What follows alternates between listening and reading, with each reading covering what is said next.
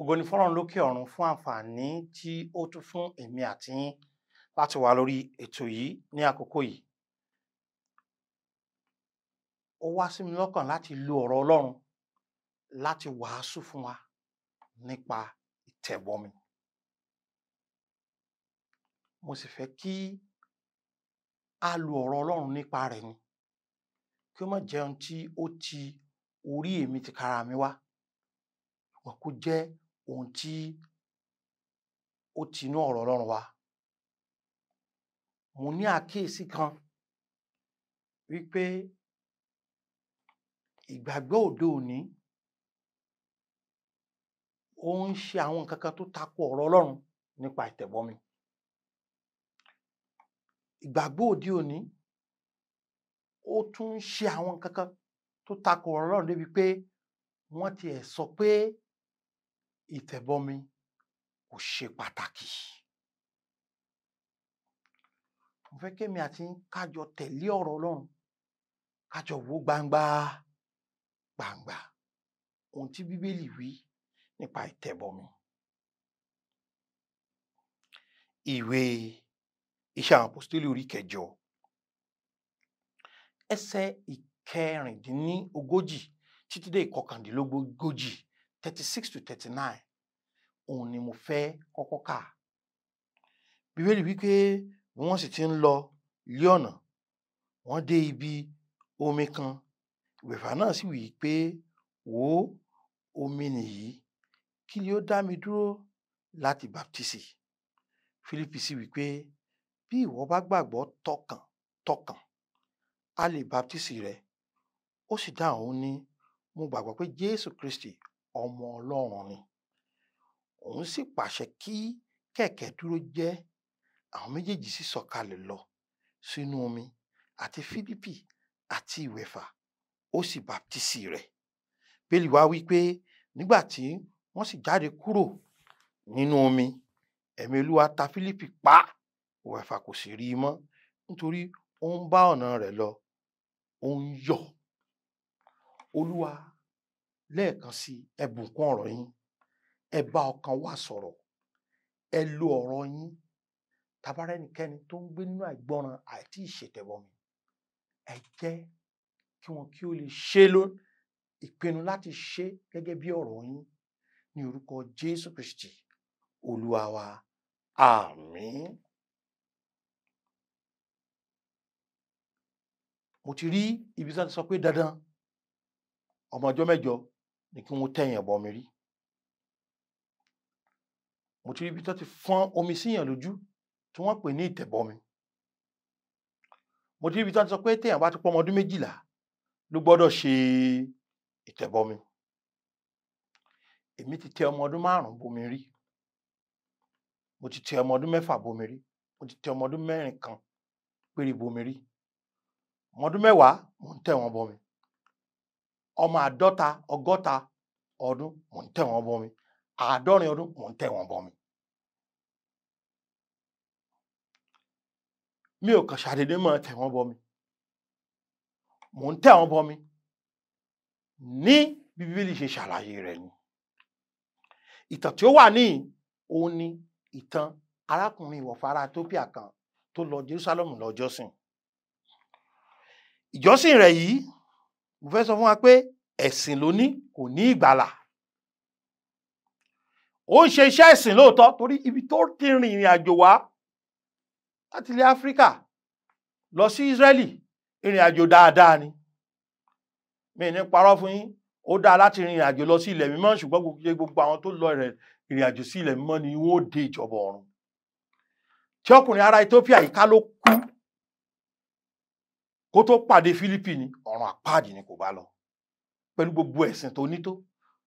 Torí pé kò sí ìgbàlà lọ́dọ̀ ẹlòmíràn, nítorí kò sí orúkọ mìíràn tí a fi fún ni lábẹ́ ọ̀run ní èyí tí a fi lè gbà wá là ju orúkọ Jésù Kristi lọ. Téèyàn bá rò pé iṣẹ́ ẹ̀sìn òun ni ó mú un dọ́run, ó ṣe láàánú láti sọ fún yín pé irú yín ni Olúwa yóò wí fún pé èmi kò mọ̀ yín rí. Àṣeyà lórúkọ rẹ, èmi kò mọ̀ yín rí. Kókó bẹ̀ ni pé ǹjẹ́ o ti gba Jésù, ǹjẹ́ o ti di àtúnbí? ǹjẹ́ o ti ní ìgbàlà ọ̀fẹ́ ni tí ń bẹ nínú Jésù Kristi?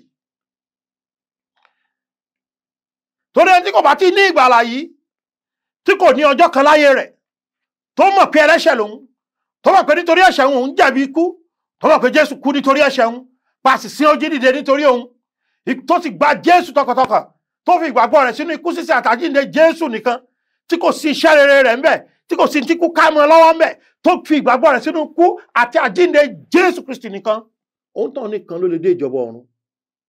ẹni tó bá ti fi ìgbàgbọ́ rẹ̀ sínú nǹkan míì kò ní dé ìjọba ọ̀run o. Bíbélì ni ẹni tó bá gbọ́ ọmọ gbọ́ ló ní ìyè, ẹni tí kò gbọ́ ọmọ gbọ́ kò ní ìyè, ìbínú Ọlọ́run tó ń bẹ lórí rẹ̀. ṣùgbọ́n ẹni tó bá ti gbọ́ ọmọ gbọ́ yìí ńkọ́, ó yẹ kí òun tàn kó lè ṣe ìtẹ̀bọmi. ohun kìíní tí mo fẹ́ kó yé wa ni pé onígbàgbọ́ nìkan ló lè ṣe ìtẹ̀bọmi.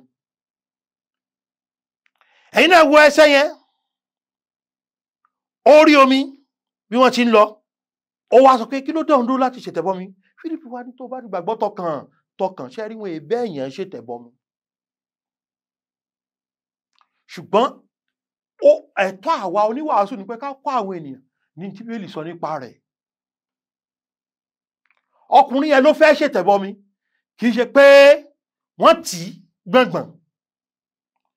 wọ́n fẹ́ bí ẹni bí ìtọrẹ àánú ni àbí fífi fún Olúwa. Ọlọ́run kò fẹ́ àfẹ̀kùnṣe, ohun tó yẹ kéèyàn fi tọkàntọkàn fẹ́ ṣe ni.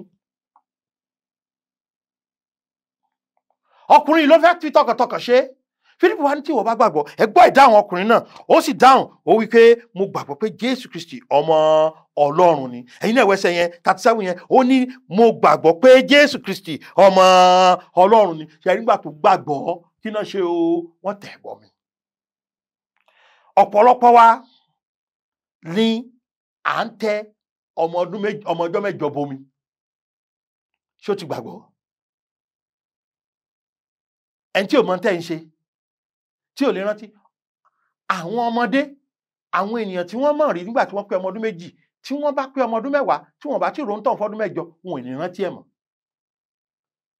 agbára káká ni wọ́n fi mọ̀, ká tí wá sọ pé ọmọ ọjọ́ mẹ́jọ. bóò ni yóò ṣe rántí pé wọ́n ti ẹ̀tẹ̀ ń bọmi? ẹ wà mọ́ sọ fún pa ti tẹ̀ ọ́ bọmi, ṣó ní ìjẹ́wọ́ ìgbàgbọ́? ṣó ti gbàgbọ́? Fílípì ọkùnrin yẹn, òun kọ́ ló sọ̀rọ̀ sí lẹ́nu, ọkùnrin yẹn ló ní ìjẹ́wọ́ ìgbàgbọ́ fúnra rẹ̀. àwọn ìgbàgbọ́ tá à ń ṣe láyé òde òní, á tún máa kọ́ wọn ní ìjẹ́wọ́ ìgbàgbọ́ pé kí wọ́n há sórí. ó ní tí wọ́n bá gbàgbọ́, ó lóun gbàgbọ́ tọkàntọkàn pé Jésù ọmọ Ọlọ́run ni, fúnra rẹ̀ ló jẹ́wọ́ bẹ́ẹ̀, kẹ́sẹ̀ pé wọ́n sọ fún un. torí pé Fílípì ti fi hàn ẹni tí Jésù ṣe, bó sì ṣe gbàgbọ́, ìtọ́kàn náà ní kí ni o, ìtẹ̀bọmi. ẹ ò lè rí nínú Bíbélì níbi tá a ti tẹ ọmọ ọjọ́ mẹ́jọ bomi. ẹ ò lè rí nínú Bíbélì níbi tí a ti tẹ ẹni tí kò ní ìjẹ́wọ́ ìgbàgbọ́ bomi.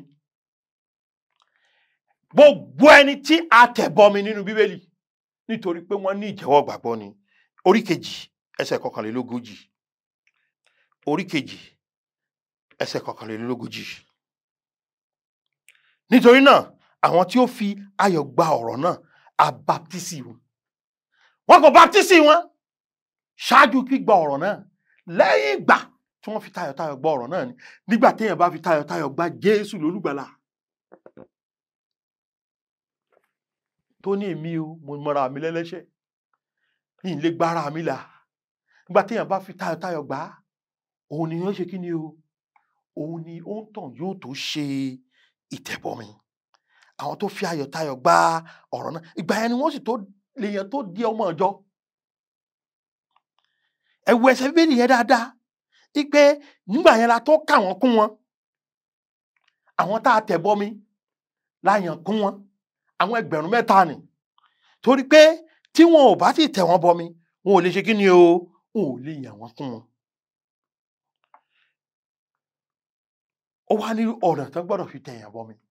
ọ̀nà wo là ń gbà tẹ̀ ní bọmi? ẹsẹ̀ kejìlélógójì orí kẹjọ yẹn ó ní ó sì pàṣẹ kẹ̀kẹ́ dúró jẹ́ kí kẹ̀kẹ́ dúró jẹ́ àwọn méjèèjì sì sọ̀kalẹ̀ lọ ẹ ṣàkíyèsí ọ̀rọ̀ yẹn àwọn méjèèjì sì ṣe kí ni o wọ́n sọ̀kalẹ̀ lọ àwọn méjèèjì ni wọ́n wọnú omi arákùnrin yẹn wá ṣe kí ni o ó wá tẹ̀ ẹ́ bọ̀ ó máa ń yà mí lẹ́nu wípé wọ́n wà mú mi báyìí wọ́n wà fẹ̀ sí yẹn lójú ṣé wọ́n ti tẹ̀ ẹ́ bọ̀ mi nù àwọn méjèèjì sọ̀kalẹ̀ lọ sínú omi àti Fílípì àti ìwẹ̀fà ó sì baptisi rẹ̀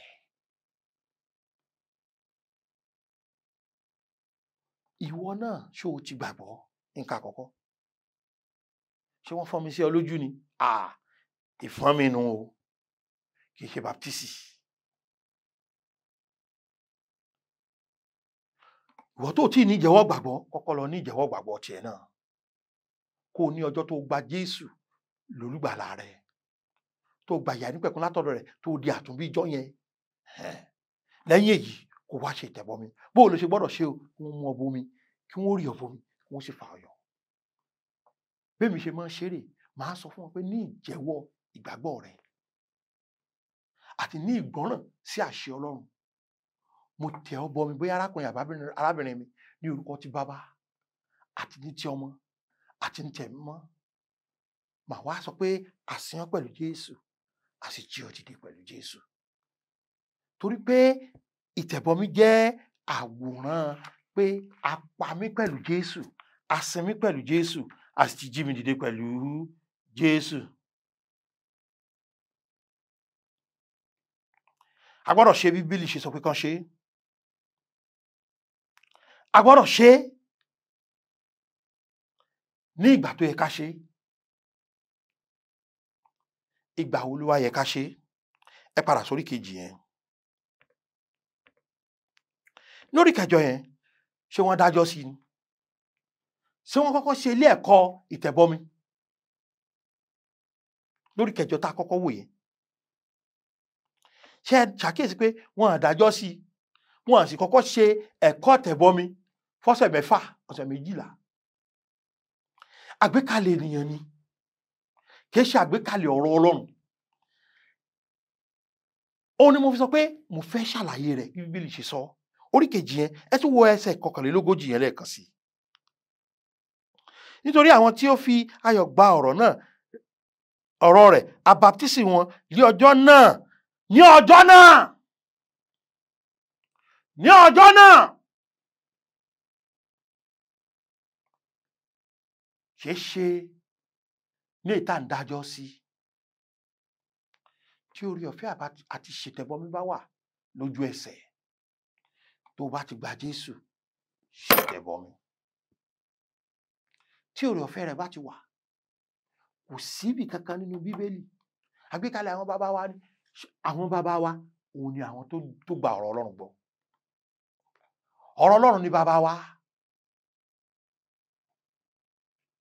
ọ̀rọ̀ Ọlọ́run ló yè kooro láì Olúwa ọ̀rọ̀ rẹ̀ kalẹ̀ ní ọ̀run kò sí ẹ̀kọ́ ìtẹ̀bọmi nínú Bíbélì ní ìjẹ́wọ́ ìgbàgbọ́ kò ṣe kí ni kò ṣe baptismu ni ká baptisi rẹ̀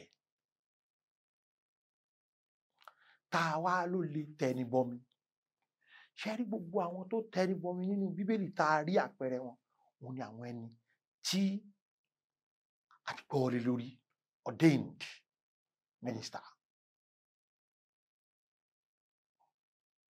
ó lè jẹ́ diakoni bíi Fílípì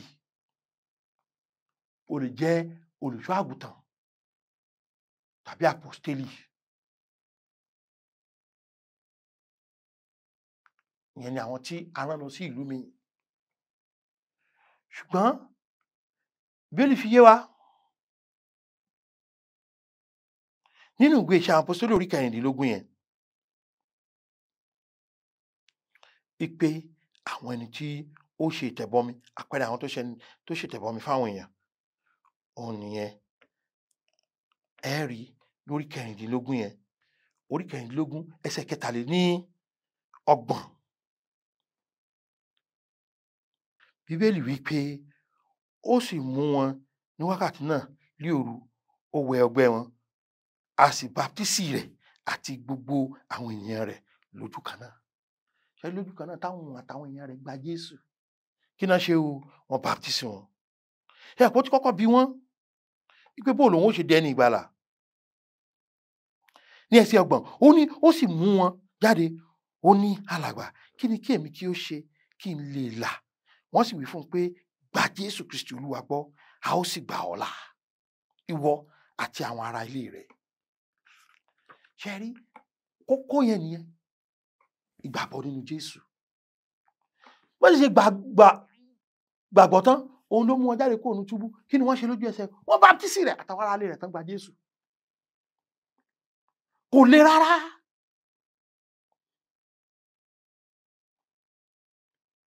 Ó dá mi lójú pé inú ilé wọn ti ṣe léyìí. Ọkùnrin kan tí wọ́n bá mi rí tí yóò bá ṣètẹ̀bọmi, ẹ gbọ́dọ̀ dé odò Jọ́dánì torí pé bẹ́ẹ̀ ni Jésù ti ṣètẹ̀bọmi.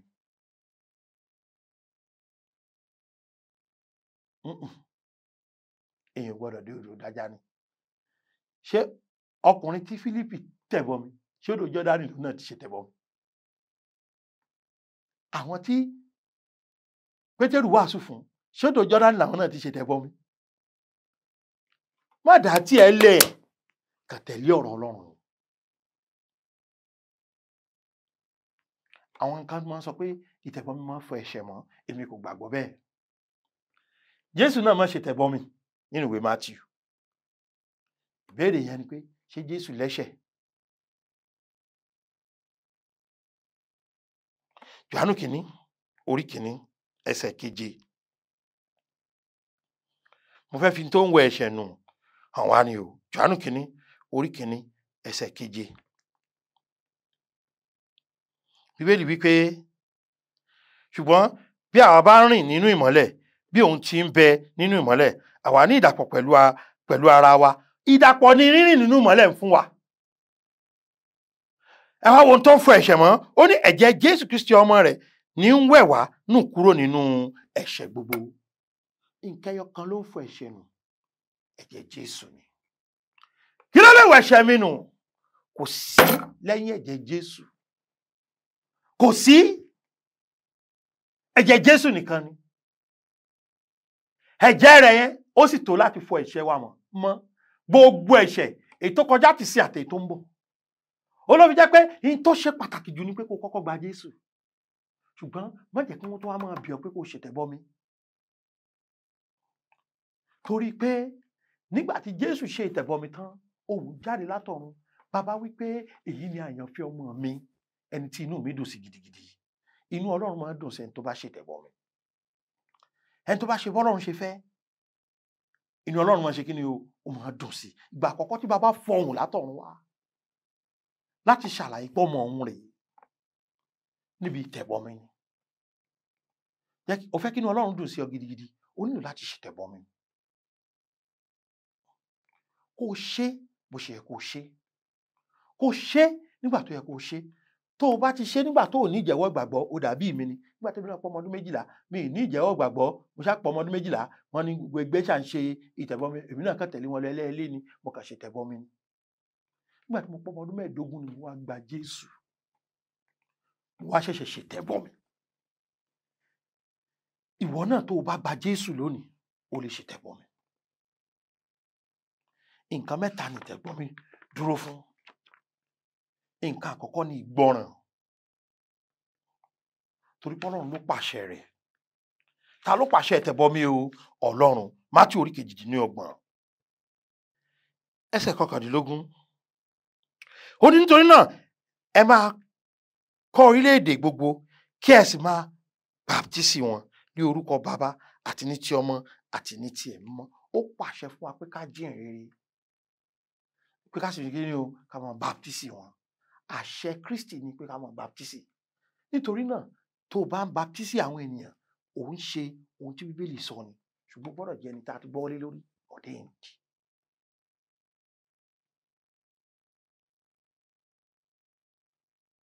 Bí adiákónì ni ọ́ tàbí oníwàásù. Kì í ṣe diákónì obìnrin o. Diákónì. nǹkan kejì tí ìtẹ̀bọmi túmọ̀ sí yàtọ̀ sí ìgbọ́ràn, ó ní ìdánimọ̀ wípé èmi náà ti Jésù ni mí. Ikú àti pa mí pẹ̀lú Jésù, àti sin mí pẹ̀lú Jésù, àti jí mi dìde pẹ̀lú Jésù. Nǹkan kẹta tí ìtẹ̀bọmi túmọ̀ sí ni ìtẹríba, ìgbọ́ràn, ìdánimọ̀ àti kí ni o? Ìtẹríba. Tó o bá ti ṣe ìtẹ̀bọmi, ìwọ náà ti tẹríba lábẹ́ ìjọ Ọlọ́run kan nìyẹn. Torí pé ìtẹ̀bọmi yẹn sínú ìjọ Ọlọ́run ni, òun ló sọ ọ́ di ọmọ ìjọ.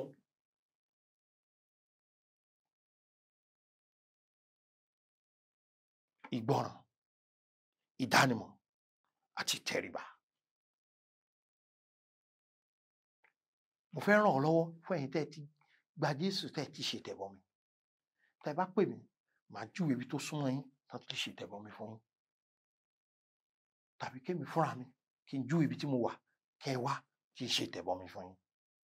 070-3808-5652 070-3808-5652 tàbí 070-8768-2122 070-8768-2122 tàbí 070-5530-7492 070-5530-7492. Rí dájú pé o ti gba Jésù o, kó o ní ìjẹ́wọ́ ìgbàgbọ́ kó o tó ṣètẹ̀bọmi. Àjẹ́bẹ́ o kàn lọ lúwẹ̀ẹ́ ni. Ṣùgbọ́n tó o bá ti gba Jésù, o lè ṣètẹ̀bọmi gẹ́gẹ́ bí ọ̀rọ̀ Ọlọ́run. Ọ̀rọ̀ Ọlọ́run ló fìdí ẹ̀ múlẹ̀ bẹ́ẹ̀. Ẹ ṣé Ọlọ́run wa torí pé ẹ ti bá wa sọ̀rọ̀. Ẹ ran àwọn èèyàn lọ́wọ́ láti gbé ìgbésẹ̀ ìgbọ́ràn láti ṣe ìtẹ̀bọmi. Ògo ni forúkọ mímọ́ yín. Jésù Olúwa wa. Àmín. Oore-ọ̀fẹ́ ṣá ni ìgbẹ́kẹ̀lé mi. Jésù kú fún aráyé, ó kú fún mi pẹ̀lú. Oore-ọ̀fẹ́ ṣá ni ìgbẹ́kẹ̀lé mi.